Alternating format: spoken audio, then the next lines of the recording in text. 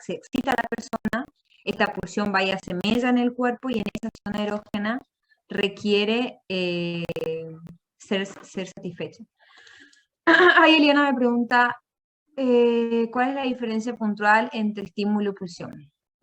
Como estábamos diciendo, la pulsión es energía, es un quantum energético, así lo dice Freud en sus textos, y la pulsión es el representante de lo psíquico en el cuerpo. Es decir, el representante de lo psíquico se encarna en el cuerpo en una zona erógena determinada, o sea, zona erógena quiere decir una zona susceptible de ser erotizada, por eso es erógena Freud, y reclama que el sujeto la cancele, es decir, que cancele, que elimine esta suba de la energía, ¿no? El estímulo no es intrapsíquico, intrasomático. El estímulo es exterior. Viene algo de afuera e involucra a un objeto exterior. Un estímulo puede ser producido por un sujeto que no es el niño, ¿no? El infante. En cambio, la pulsión es autoerótica, porque nace en el propio sujeto y se satisface en el propio sujeto. ¿Se entiende? Uno tiene que ver con algo exterior, otro con algo interior, y la pulsión es un concepto mucho más complejo, ¿no? Porque tiene que ver con, es como la zona limítrofe, es esta frontera que se establece entre lo psíquico y lo somático. Recuerden que Freud, como siempre les digo, era médico. ¿Por qué yo les recargo esto? Para que ustedes entiendan por qué su fuerte necesidad siempre él involucra lo biológico, ¿no? Entonces él en su esfuerzo de ser objetivo, de poder corroborar científicamente lo que él postulaba, él siempre involucra al cuerpo en su relación íntima con lo psíquico, no es que lo deslinda no es que él habla de lo psíquico separado de lo biológico. Si ustedes ven con atención, él siempre habla de estos dos procesos en simultáneo. Bueno, ahora ya espero que eso haya quedado claro, así podemos desarrollar las fases, donde cada una tiene un órgano o zona erógena, les digo así para que entiendan que zona quiere decir ese lugar donde la pulsión quiere ser satisfecha. La fase oral es la primera, ¿no? Es la primera modalidad de organización libidinal, es decir, la primera forma que la libido encuentra de dónde se sitúa esta libido, dónde viene a posarse. Se da alrededor del primer año de vida, dura ese primer año de vida, ¿no? Y me gustaría que mientras vamos desarrollando piensen también en ejemplos de niños que conozcan de estas edades para poder encontrar ejemplos claros de la vida cotidiana, porque eso es lo importante, ¿no? Que lo podamos observar. La fuente erógena, es decir, dónde nace y dónde se satisface esta libido, esta pulsión, son sinónimos, es la cavidad bucal y los labios. Algo muy importante. ¿Por qué Freud dice que estas pulsiones, esta sexualidad infantil por la cual él fue castigado duramente, porque antes de él se hablaba de un niño asexuado, ¿no? Un niño que no experimentaba un placer sexual? Y a partir de sus escritos, él es muy castigado, pero él dice, ojo, porque todas estas pulsiones sexuales están apuntaladas en funciones nutricias. El niño cuando nace demanda alimentación, nutrición, y demanda cuidados. Y es a partir de ese cuidado que se apuntalan las pulsiones sexuales. No es que el niño nace y dice, ay, disfruto retener las heces. No. Está apuntalado en funciones biológicas. Ojo al piojo, porque acá otra vez vemos la relación con lo biológico. No se olviden que está apuntalado en funciones biológicas, es decir, la función biológica primordial de este niño que nace necesita desarrollarse, necesita de un otro que lo contenga y lo guíe, lo nutra, lo limpie, y ahí, dice Freud, viene esta pulsión a ser mella, a nacer y a desarrollarse. Entonces la fuente erógena en este periodo es la cavidad bucal y los labios. ¿Y por qué está apoyada en la fuente nutricia? Porque el niño está tomando la teta, está comiendo, usa el chupete, usa la mamadera.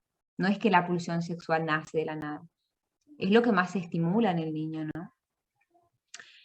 Y esta pulsión es sostenida, alimentada, incrementada, porque la madre le da, llora, le enchufa la mamadera, llora, le enchufa el chupete, ¿no? Entonces es más desarrollada esta pulsión, eso es lo que quiero decir.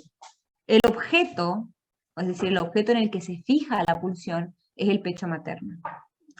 Freud habla del pecho materno, pero puede ser la mamadera, o sea, recordemos tomar cada caso en particular. No quiere decir que sí o sí es el pecho materno, y un niño que no toma pecho materno no tiene esta pasará, ¿no? Pero se observan para ver que el niño en este momento todo se lo lleva a la boca, ¿no? Hasta los juguetes, todo lo que encuentra. ¿Por qué? Porque es su zona erógena privilegiada y conoce el mundo a través de esta cavidad. Está erotizada, está cargada libidinalmente la boca y conoce a partir de la boca, ¿no? Es como su órgano sensorial primordial. El fin, acuérdate que hablamos de objeto, es decir, el objeto que permite que se satisfaga barra cancele la pulsión. Y el fin lo que busca hacer, el fin de la acción. Lo que en la fase oral se busca es la incorporación del objeto, en el sentido de comer, tragar, meter en la boca. Después, cuando veamos metamorfosis en la pubertad, y por qué dice el programa de ustedes que la sexualidad es determinante en la constitución del sujeto, porque un sujeto que se queda apuntalado, fijado, retrotraído en esta fase, es un sujeto que va a tener mucha oralidad desarrollada, ¿no? Son grandes fumadores, bebedores, conversadores, besadores. La boca es como su órgano más erotizado, erogenizado. Por eso tiene que ver en cómo se determina esta personalidad constitutiva, ¿no? Ojo, todos tienen más fijación, cada persona tiene una fijación más puntual por una área. Cuando hablamos de patología, se quiere decir que una persona es más oral, se le puede decir. No quiere decir que haya un defecto, ¿no? Es simplemente esta zona quedó más erogenizada que las demás zonas. Y obtiene simplificaciones. La boca es una de las principales zonas del cuerpo a la hora de explorar el entorno, muerden todo. Fíjense que acá lo que Freud describe, porque él observa, no sé si los nietos o quién observa, pero él lo que observa es este chupeteo rítmico, ¿no? Como que es a un ritmo sostenido. Y él ahí habla como que el bebé se está excitando en esos términos, ¿no? Por eso él fue tan castigado, ¿no? Porque decía como un niño. Y no, porque esta excitación, decía él, está apuntalada en comer. O sea, el niño no es que está diciendo, voy a comer para sentir placer. Él descubre en la repetición, capitaliza una experiencia previa de placer y la repite. La repetición de la escena que le dio placer en un primer momento, la capitaliza, la repite para buscar esa cancelación de la libido, en este caso oral. Y mamar, nos dice Freud en este texto, es para el niño una suerte de orgasmo. ¿Y por qué es autoerótico? Porque estarán viendo que la pulsión no está dirigida hacia otra persona. No está dirigida hacia otra persona, no es que ve a una persona y le dirige su pulsión, es todo su cuerpo, ¿no? En satisfacerse él mismo y en una zona de su cuerpo, no se ha desprendido la pulsión de su anatomía. ¿Dudas hasta acá sobre la fase oral?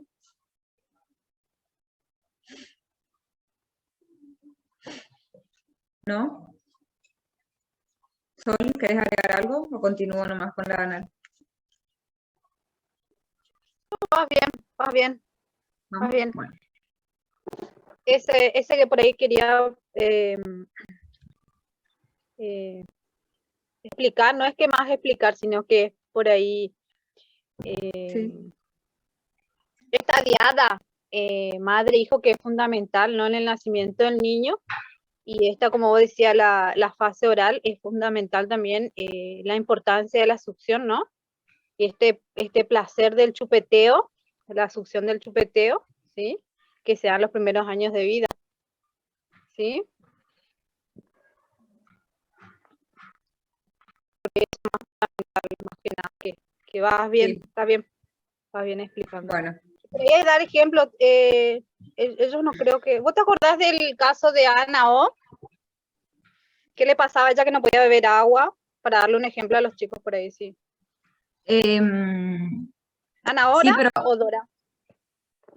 Creo, no, Ana O es la que tenía, no podía beber agua porque cuando su abuelo estaba enfermo vio que el perro tomaba de la leche, pero creo que no tiene que ver con la fase oral. A ver, no claro, me acuerdo. Sí, es como un trauma que ella tuvo al succionar el agua, lo que es de la fase oral.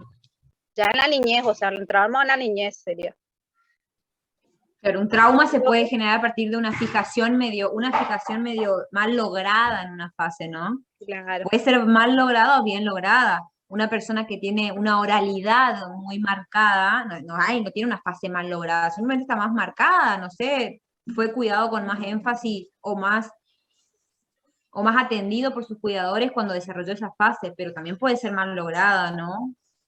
Cuando no le permite un avance a la otra fase. Recordemos igual otra cosa, yo les estoy dando edades de las fases, pero las edades son a fines de poder establecer una cronología, pero no quiere decir que a los 2 años tiene que haber salido la fase oral, no. Es simplemente Claro. que se deben atravesar todas, ¿no? Porque son las zonas genitales, necesarias para la fase genital final.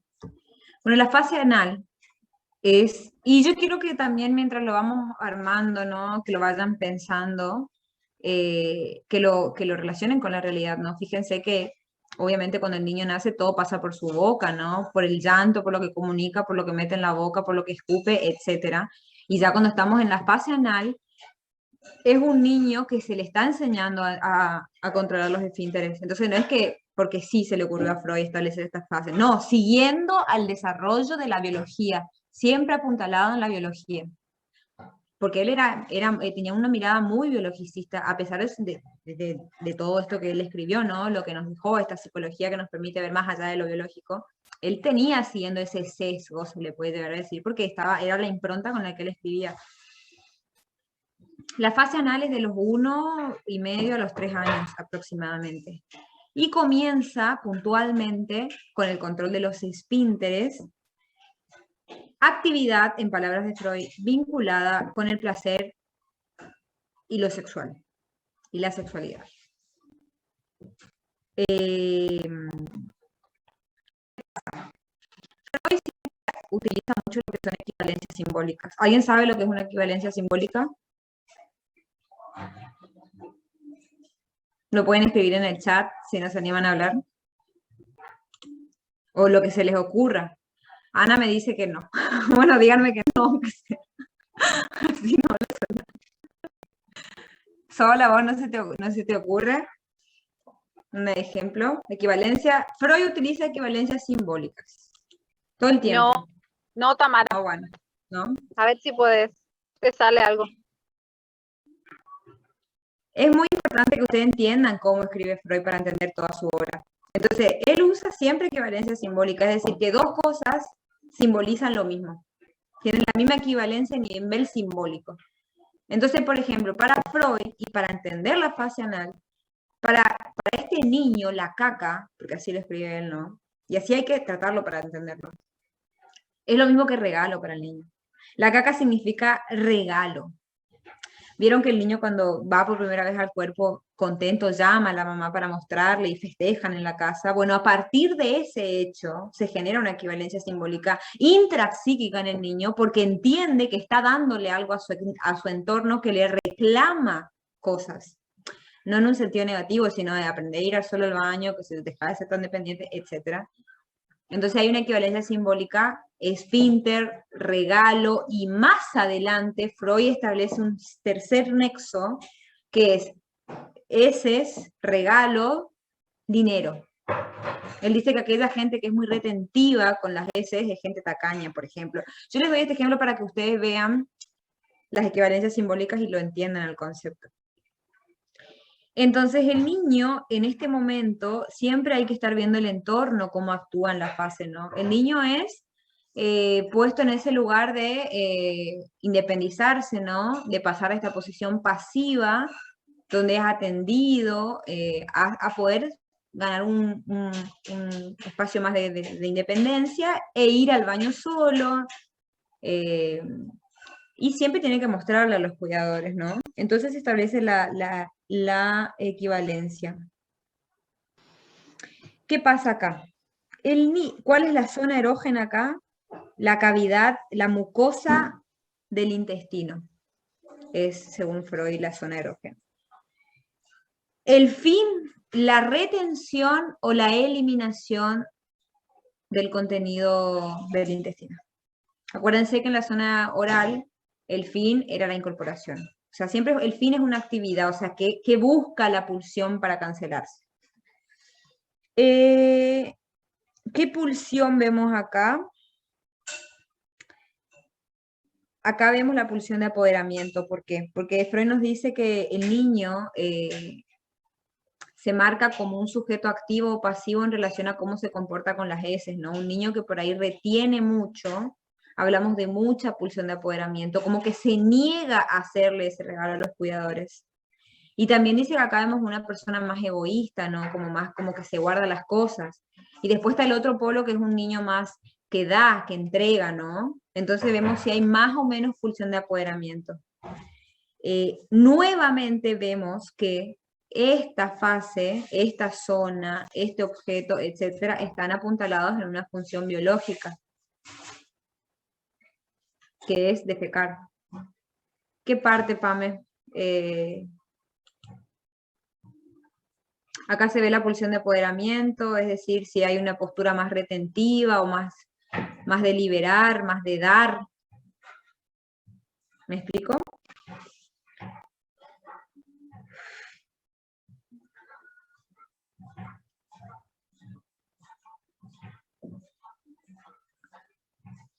Las fijaciones vinculadas a esta fase, recuerdan que las fijaciones en la fase oral es una persona muy oral, que disfruta mucho a través de la boca.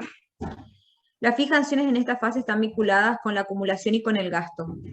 Se puede ver acá un espíritu más ahorrador, más disciplinado, en relación a cómo se relaciona el niño con este momento de la defecación, ¿no? O desorganización, derroche de recursos en el segundo caso. Es decir, y también esto de mezquino y retentivo se ven cómo se comporta a partir de la demanda exterior. Acá ya viene a verse una demanda exterior, de este exterior que le pide al niño que demuestre algo, ¿no? Que dé algo. Y por eso esta equivalencia simbólica. La tercera fase es la fase fálica. Y la clase que viene seguramente vamos a ver Edipo. Que Edipo se desarrolla, se apuntala muchísimo en la fase fálica. Bueno, falo, como ustedes saben, es el nombre que utiliza Freud para referirse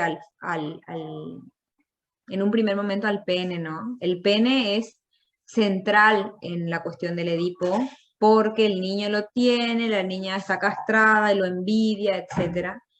Y Lacan, cuando hace una relectura del Edipo de Freud, habla de falo en términos de poder, ¿me entienden? Como que esto da más poder o menos poder dependiendo de quién lo posea, pero Freud toma el falo orgánicamente y Lacan simbólicamente. Esto es importante que lo sepan para poder entender Edipo. Y en la fase fálica, que es la tercera fase, es cuando se da el complejo de Edipo. Es alrededor de los 3 a los 6 años de edad. ¿Qué hay en este niño? Y que también para que lo vayan viendo, contrastando con la realidad. En este niño hay curiosidad por la sexualidad, pero no solo por la sexualidad. Lo que le llama la atención al niño es la diferencia sexual entre sexos. Toda su investigación está apuntalada en estas diferencias, y su vida gira en torno a entender, a crear sus novelas, a preguntar, a investigar, a mirar en la tele, a buscar libros, a entender eso, ¿no? Porque toda la pulsión de saber, acá Freud habla de tres, pulsión de saber, pulsión de ver y pulsión de apoderamiento. La pulsión de apoderamiento no son las pulsiones principales para Freud, él simplemente las pone para completar su obra, nota estas pulsiones, pero dice que en la fase fálica hay mucha pulsión de ver y de saber. Es cuando los niños quieren espiar a los padres o a quien sea, para poder entender qué está pasando, ¿no? Tiene esta pulsión de saber muy, muy a rajatabla. Bueno, Ana Freud, más que Ana Freud, la hija de Freud, ella vincula fuertemente, para ella Edipo es igual a fase fálica, ¿no? Freud no lo puntualiza, pero después más adelante lo van a ver que sí, que es acá donde se da el complejo de Edipo. La zona erógena primordial son los genitales. Pero ojo, porque la quinta fase es la fase genital, pero no son lo mismo. Son la zona erógena porque toda la atención está ahí, porque los niños se tocan, es acá donde están, puede haber casos de enuresis, porque toda la atención está en el falo, ¿no? Y en la niña en entender por qué ella no tiene falo, porque ella está castrada o qué hizo mal para no tener un falo. Y ahí empiezan todas las novelas. Acá se genera el complejo de Edipo porque la niña culpa a la madre. Esto todo es inconsciente, ¿no? No es que la niña lo sabe y nadie se puede acordar de esto porque es este hecho el que reprimimos como agencia representante de la represión y se constituye nuestro inconsciente a partir de reprimir estos hechos que son inasequibles de conciencia, ¿no? Nadie se acuerda de esto. La zona erógena son los genitales, y Freud dice que él ve que la finalidad, ¿no? de esta pulsión es más que nada la sensación placentera que genera el orinar en ambos sexos, ¿no?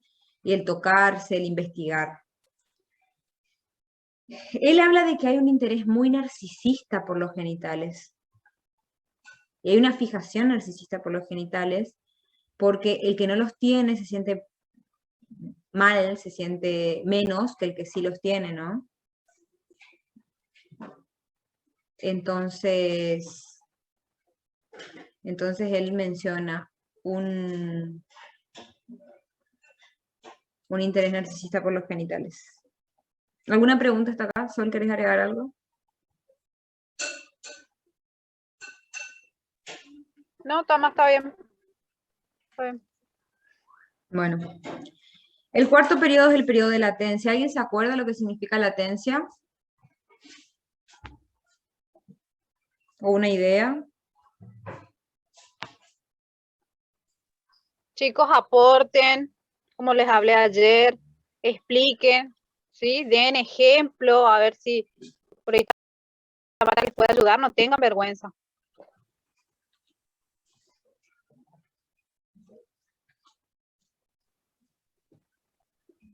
Bueno, el periodo de latencia se da desde los 7 años, cuando se produce el sepultamiento del complejo de Edipo, sea el periodo de latencia.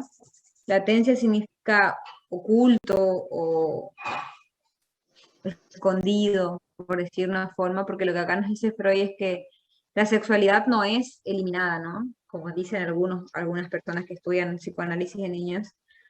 La sexualidad no es olvidada, sino que es ocultada, maquillada, adornada. No hay zona erógena asociada, imagínense, esta sexualidad es olvidada de cierta forma, puesta en pausa, porque no hay zona erógena. En este momento el niño está concentrado en conseguir logros socialmente valorados, dice Freud. Es decir, en hacer cosas para ganar el amor del otro, ¿no? Entonces, es cuando al niño le importa más el colegio, o algo que le gusta hacer, pintar, hacer deporte, qué sé yo. Cuando empieza a constituirse más como un sujeto social, ¿no?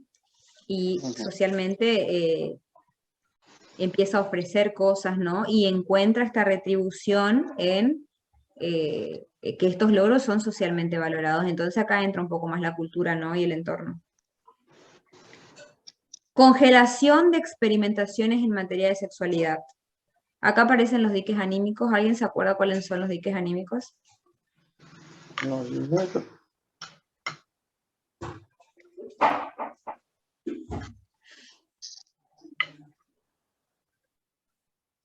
¿No? no digo. Ah, pensé que los diques. Los diques anímicos, como la palabra los dice, son diques que necesitan forjarse para que el niño pueda. Muy bien, gracias Martina. Gracias Martina.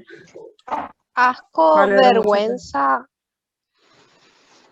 Muy ¿Podían bien, ser los diques, Tamara? gracias Mariana. Sí, sí, sí. Asco, vergüenza. ¿Cuál otro? Sol. Y pudor.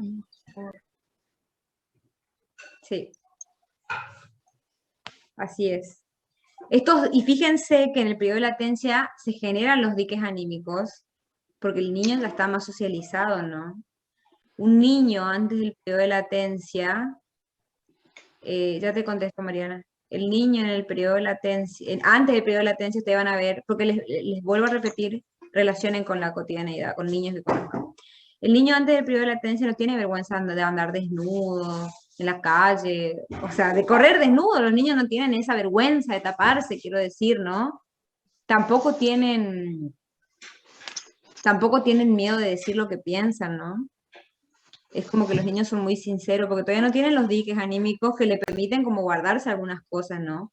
Ya en el periodo de latencia empieza la vergüenza, empieza el asco, empieza la moral, ¿no? Y para hacer otro paralelismo, es en el periodo de latencia donde se sepulta el complejo de Edipo, que es lo más primitivo del ser humano, ¿no? Se sepulta el complejo de Edipo porque cobran relevancia los diques anímicos y cobra relevancia el entorno. O sea, el niño ya no es puro objeto de placer y satisfacción de sus deseos infantiles. Ya empieza a tener miramientos por el entorno. Y el periodo de latencia significa un quiebre entre ambos periodos, entre la fase fálica y la fase genital. Hay un quiebre. El periodo de latencia es un antes y un después, y es muy importante que se constituyan los diques anímicos para un sujeto que pueda ser sujeto en una sociedad, ¿no? Que puede estar sujeto a una sociedad, sujetado a las normas, moralizado, socializado. ¿Y por qué tiene que ver con las estructuras psíquicas? Porque una persona que no tiene diques anímicos tranquilamente puede ser un perverso, ¿no? Un perverso no tiene vergüenza de mostrar sus genitales en público, no tiene asco, no tiene culpa. Entonces es importante que en el periodo de latencia se constituyan los diques anímicos. ¿Se entendió alguna duda?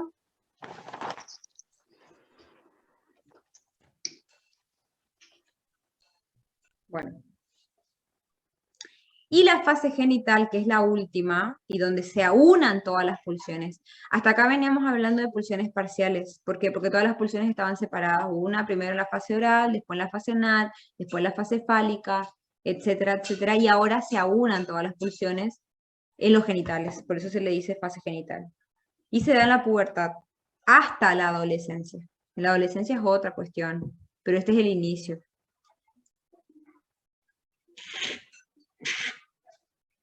En este periodo, entonces, aparecen los cambios físicos que acompañan el desarrollo de esta fase. Hay un desarrollo psicosexual. ¿Por qué hay un desarrollo psicosexual? ¿A alguien se le ocurre una idea? Psicosexual. La palabra lo dice.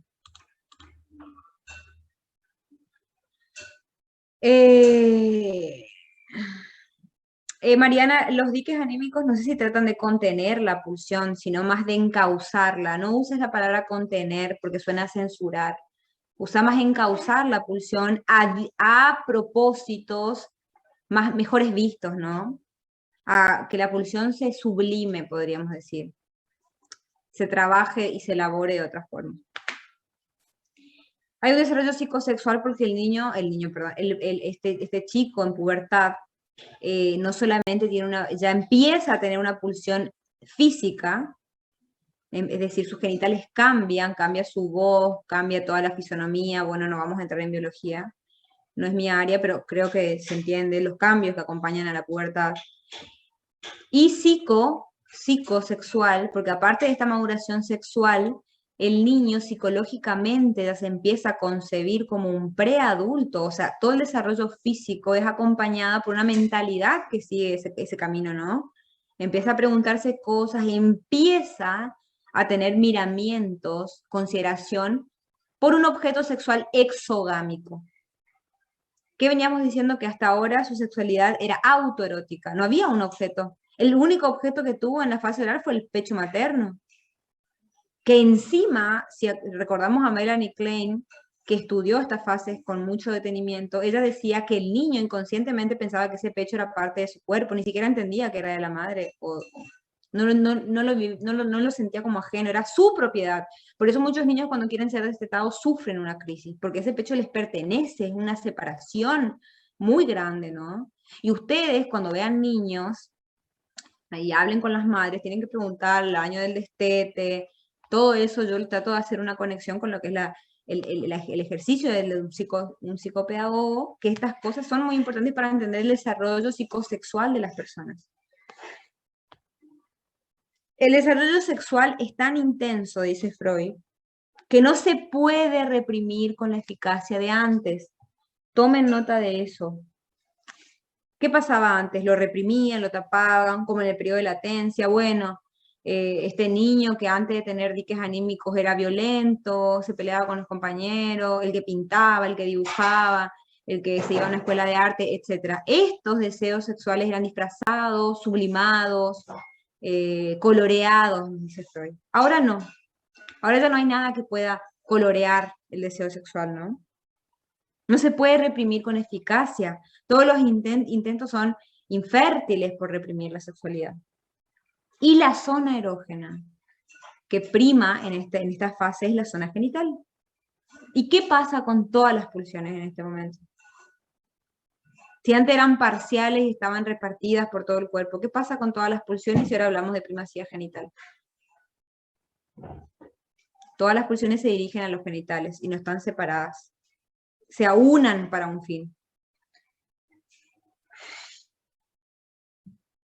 Pero a diferencia de la fase fálica, ojo, donde la zona erógena también eran los genitales, que puede ser una pregunta. En la fase fálica y en la fase genital, la zona erógena son los genitales.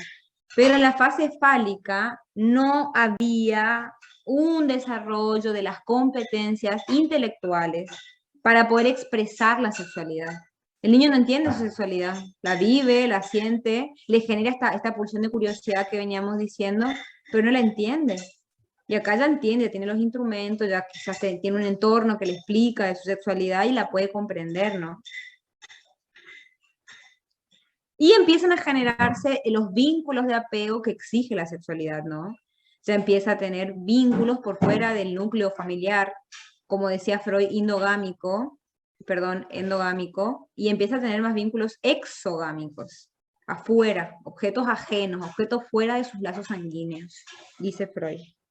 Yo cada rato les repito, dice Freud, porque es muy epocal lo que él escribe, ¿no?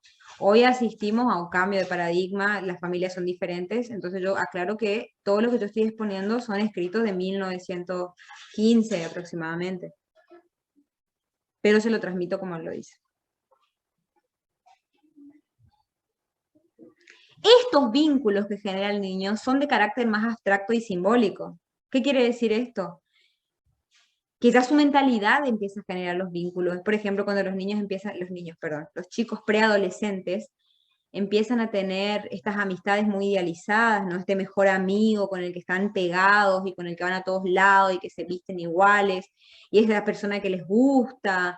Entonces, simbólicamente ya está preparado para algo más sexual, ¿no? Ya lo puede simbolizar, imaginar, es más abstracto, ¿no? Se desarrolla a nivel psicosexual. Antes era más sexual corporal erógeno, ahora es más psicológico también, ¿no? Empieza como a cobrar relevancia este proceso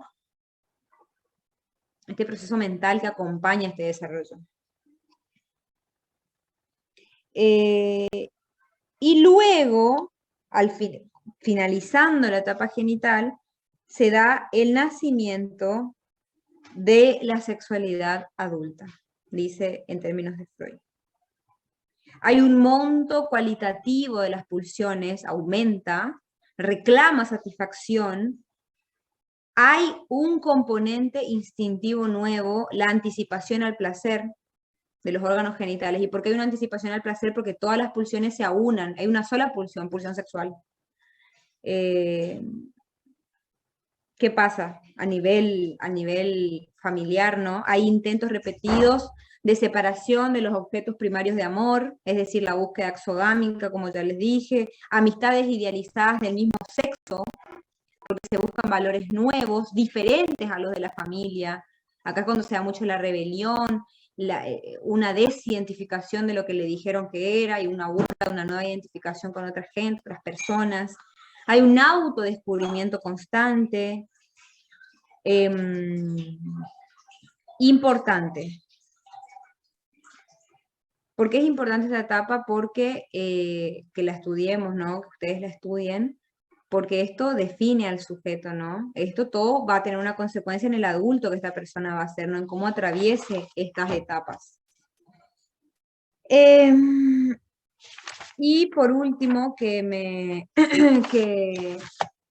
es lo que vieron que Freud, el capítulo 3 de este apartado, él habla de metamorfosis de la pubertad, porque cuando finaliza la fase fálica y entra en la fase genital la persona, él hace una diferenciación muy tajante entre lo que es sexualidad infantil y sexualidad adulta, que yo hice un cuadro para resumir porque el texto es muy largo, pero esto es lo que tienen que saber básicamente, y con esto pueden entender todo y pueden explicarlo. Pero se los había pasado a los chicos que estaban en las clases antes, pero se los voy a leer, ¿no? Y se los puedo pasar después. El cuadro es muy cortito. Bueno, y esto resume también para que se entiendan, ¿no? Las etapas que estuvimos estudiando. La sexualidad infantil y la sexualidad adulta. En la sexualidad infantil hay una organización pregenital. ¿Por qué? Porque no hay primacía genital. El niño no sabe ni para qué son genitales todavía, ¿no?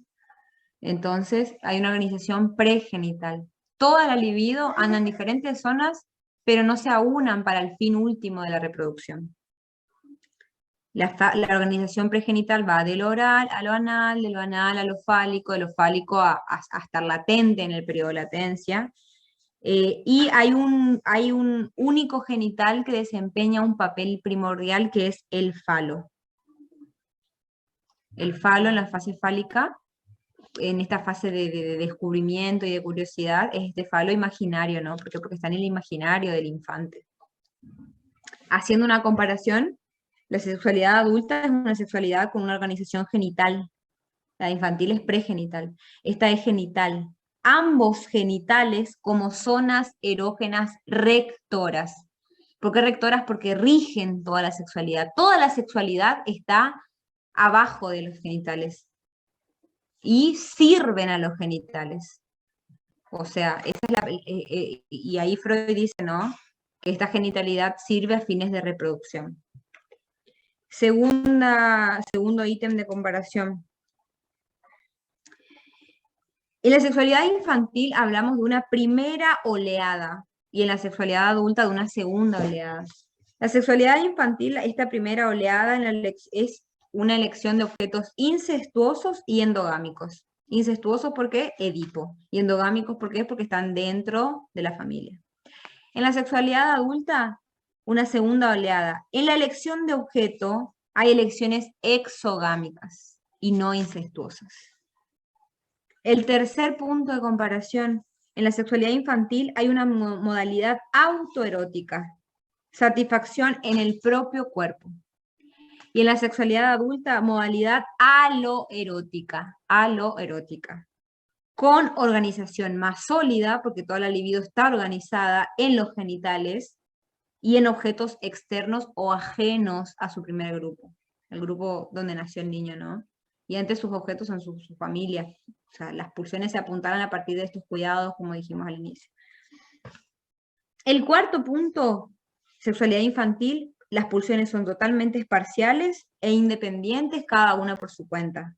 En la sexualidad adulta, unificación de pulsiones parciales, subordinación de las diferentes pulsiones al primado genital.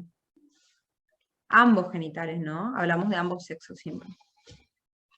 En la sexualidad infantil hay una posibilidad de placer previo, ¿no? Que que nos habla Freud. Este placer que genera que el niño repita, que chupetee, que retenga las heces, etcétera, que se toque y demás.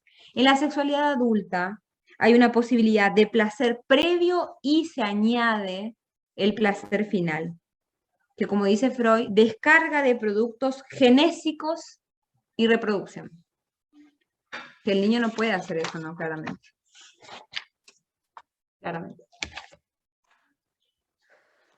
¿Alguna duda hasta acá?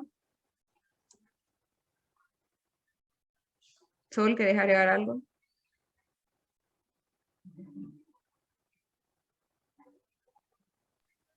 No, Tamara.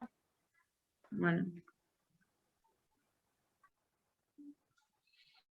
Para ir cerrando, ¿no? Esto es muy importante que lo estudien bien para poder entender Edipo, ¿no? Porque el Edipo se da en estas fases y finaliza en la fase fálica. O sea, es muy importante porque todo el desarrollo del Edipo se constituye a partir de esta fase y su logro, su sepultamiento, porque Freud dice que el complejo de Edipo se sepulta y de ahí nace el super yo, como vimos una vez, tiene que ver con cómo se viven estas fases, ¿no? Entonces, para resumir, este es el modelo de desarrollo libidinal de Freud. ¿Cuáles son los pilares del modelo del desarrollo libidinal de Freud? El autoerotismo, el narcisismo y la libido objetal. El autoerotismo, el narcisismo, ¿por qué? Porque es muy narcisista este desarrollo, es muy en el propio cuerpo, es autoerótico, es muy de autosatisfacción, no es altruista, ¿no? Esto se genera en la sexualidad adulta donde vienen a cobrar relevancia objetos externos, donde el placer está también supeditado al placer de otra persona. En cambio el niño no es muy, por eso hablamos de un narcisismo erótico, un narcisismo y no me viene la palabra, y un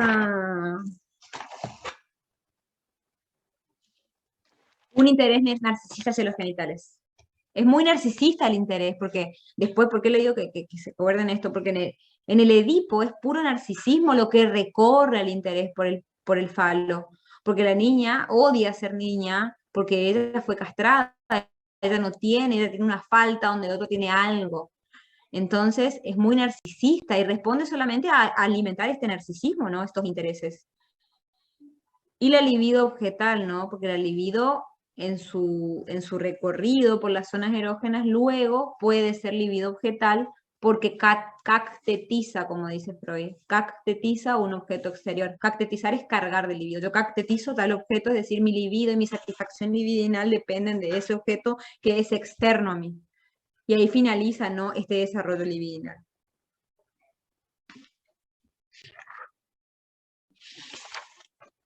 Bueno, eso sería sexualidad infantil. Es más largo el texto. Es como yo les digo, como les decimos siempre con las chicas, es importante que lean, ¿no? Esto es un resumen.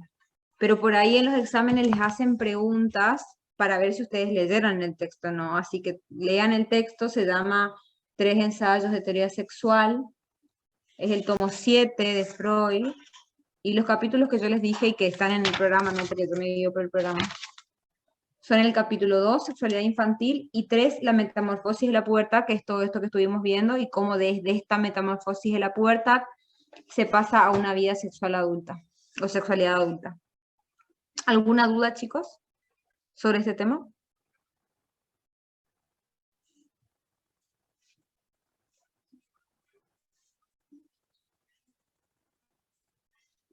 Se entiende todo perfecto. Bueno,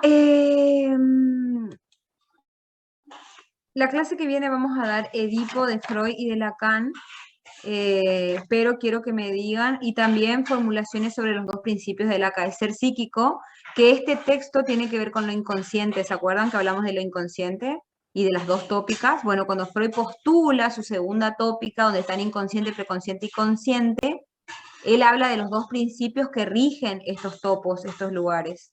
Entonces yo quiero que me digan si hay algún texto que es el que más les interesa, si es alguno de estos o no, o cuál les está costando más. O doy esos. Los doy a eso entonces, que son los que más les toman igual en los exámenes, han tomado en meses anteriores. Bueno, gracias Nati, gracias Fiorella y Mariana, muchas gracias chicas. Gracias Vanina. A ver si hay alguna pregunta. Las fijaciones, preguntó María Luján, no sé si sigue todavía, no se fue, parece. Bueno, las fijaciones, la libido queda más fijada a determinada zona erógena. Esto no tiene una connotación patológica, ¿no? Fijada en el sentido de que una persona tiene más oralidad desarrollada, como dije, grandes fumadores o tomadores tienen más oralidad, ¿no? quedan como más, la libido queda más retrotraída a esa zona erógena. Y luego en la zona anal, Freud hace una equivalencia simbólica entre la persona que es más de dar o la persona que retiene más, y luego otra equivalencia simbólica al ser generoso o no ser generoso, y luego otra equivalencia simbólica que tiene que ver con esta persona que es tacaña o que es más generosa, ¿no? Esas son las fijaciones, ¿no? Que tienen que ver con cómo se desarrolla la persona y su estructura psíquica en la adultez. Tienen que ver en qué etapa queda una fijación de la libido, ¿no? Que ojo, porque Freud más adelante habla de regresión de la libido. Ahí sí podemos hablar de... Ahí hablamos de patología, no es lo mismo fijación que regresión, ¿no? La persona puede volver... Personas que, por ejemplo, cuando se desequilibran, se chupan el dedo, hablamos de una regresión a etapas de chupeteo, ¿no? Ahí sí hablamos de patología, pero hay que ver caso por caso. ¿Por qué Freud habla del perverso polimorfo? Muy bien, Mariana, ¿estuviste leyendo? Fue muy transgresora esta frase, porque perverso es una estructura psíquica muy desajustada, ¿no? Por decirlo de alguna forma. Hay un desajuste de la persona a la realidad. Perverso polimorfo porque lo de perverso lo dijo porque este niño que parecía tan inocente, asexual, un niño asexual, dice Freud, no es asexual.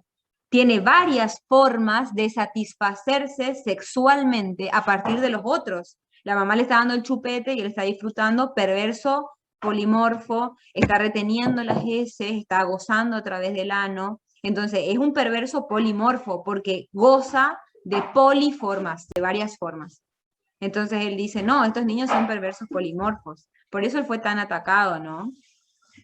Pero va a lo mismo otra vez, pulsiones parciales, cada una con su forma, con su fuente, con su zona erógena, con su objeto, satisfaciendo sexualmente al niño de poliformas, de varias formas. Y él lo denomina perverso porque en el sentido de que pone a su merced al otro a partir de la función alimenticia, la función biológica en las cuales se apuntalan estas necesidades biológicas, y a partir de que estas necesidades biológicas son satisfechas, él está disfrutando. Entonces un perverso polimorfo, lo dijo así como una metáfora, ¿no? ¿Se entendió, Mariana? Bueno, me alegro. Bueno, chicos y chicas, muchas gracias por este encuentro. Este texto es muy importante. Hola, Gaby. ¿Cómo andamos? ¿Cómo están? Se te escucha un poco bajito. Capaz que estás tapando tu micrófono. ¿Me escuchan ahora? Ahí te escuchamos. Ah, bien, bien, bien. Sí, no sé, no estaba funcionando, estaba renegando. ¿Cómo están? De 10 acabamos de dar organización libidinal. Escuché la última parte. ¿Cómo están, chicos? ¿Bien? Bien, Ahí te están hola. saludando en el chat. Venía pensando que como taller, un próximo taller, ¿qué les parece? Estuvimos hablando con las chicas ya anteriormente de esto, sobre un taller de cómo elaborar informes. ¿Qué les parece? ¿Les sirve eso? Hola. Hola. Hola, hola Gerard. Hola a todos. Hola. Primero, ante todo, disculpar, Tamara, estaba con problemas en el micrófono. Tamara. Hola, Gerard, sí. Hola, sí. Estaba con problemas y bueno, se me tildó y no podía hacer nada, así que aproveché a hacer un matecito. Y bueno, por suerte de ahora estoy con el micrófono andando. Se me hizo raro que no aportaras. Sí, disculpa. Tuve 30 minutos ahí y bueno, no quedó otra que esperar hasta que funcione. ¿Qué decías sobre el informe? No sé cómo. Gaby estaba comentando. Gaby es psicóloga, ¿no? Gaby es psicóloga. Sí, sí. Ajá. Estábamos pensando con las chicas en armar un taller, no clases de apoyo, sino un taller único, digamos, sobre elaboración de informes, ¿sí? Todo lo que sea informe a los trabajos prácticos, o no sé ustedes si ya están haciendo las prácticas, o por ahí le piden los informes para los, cuando aplican los test, las entrevistas. Sí. entrevistas. A mí justamente me quedan solamente las prácticas de esta carrera, ¿no? De genial. psicopedagogía. Sí, y bueno, me vendría bien. La verdad que todavía no hice ni un informe, que sería de técnica de exploración, si no me equivoco. Haces test Sí. en técnica de exploración y en las prácticas. Sí. Van a tener que La verdad aplicar que no diferentes. sé. No sé cómo se tendría que elaborar, no sé cómo es el contenido de las materias. Yo Claro, justamente tiene comienzo este todo un año, formato. el cuatrimestre que viene. Pero queremos hacer nosotros siempre algo que les sirva a todos ustedes. Creo que todo está... Claro, Sí, sí, sí. esa es la finalidad. Me parece que a todos les... Sí, viste, yo estoy en técnicas y nos piden informes sobre la aplicación de los test. Claro, porque ustedes cuando aplican un test al final siempre van a tener que hacer, así le apliquen a un paciente uno o dos test, al final se hace un informe donde ustedes tienen que resumir lo mejor posible, y ahí tienen que, en una carátula, tienen que explicar todo, digamos, entonces uno tiene que tener como práctica. Y sobre todo tener el formato. Claro. ¿Eso sería para tener el diagnóstico? ¿Podría ser? Claro. Siempre que vos vas a aplicar algo, por ejemplo, atender un paciente es derivado desde la justicia, porque los pacientes te pueden llegar de cualquier lado, en las instituciones también te piden. Entonces uno tiene que elaborar un informe final de acuerdo a las entrevistas que fue teniendo con el paciente. A mí me parece re importante porque hasta después de recibido nos cuesta un montón condensar todo en una carilla. Es como uno se hace muchas preguntas cuando tiene que hacerlo. Entonces está bueno que vayamos practicando, me parece importante. Sí, la verdad que sí, sería buenísimo. ¿Les parece bien? Sí. Entonces armamos eso, pero no va a ser una clase de apoyo, va a ser un taller único, ¿sí? Así que bueno, igual vamos a estar consultando qué días por ahí les queda bien, ver también que no coincidan con los finales. Igual no va a ser muy largo, creo que con 2 horas alcanzaría.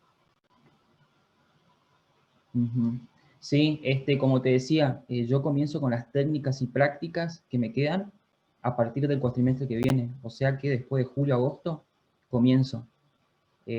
Por ahora desconozco cómo es el contenido y sí conozco más o menos de qué se trata, porque me comentaron y demás, pero todavía no presencié las clases ni nada de eso. Así que quizás pueda estar medio desorientado con lo que decís con respecto a cómo acarrea todo el contenido, ¿no? La elaboración que decís del proyecto.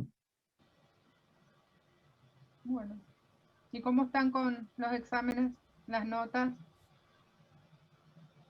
En mi caso, bien, gracias a Dios, bien. Metiéndole pata, aprovechando ahora que bueno, que estamos en la casa, ¿no? Yo ahora no estoy en Formosa, estoy en la casa de mis viejos. ¿De dónde Misiones. eran? Misiones. ¿De qué posada? Así que, no, Apóstoles. Mira. Está cerquita, igual, 60, 70 kilómetros. Así que, bueno, aprovechando eso, aprovechando todo lo que se pueda. Ahora estoy con psicología educacional, después fonoaudiología, un par de que son todas teóricas. Y dejé por último las prácticas.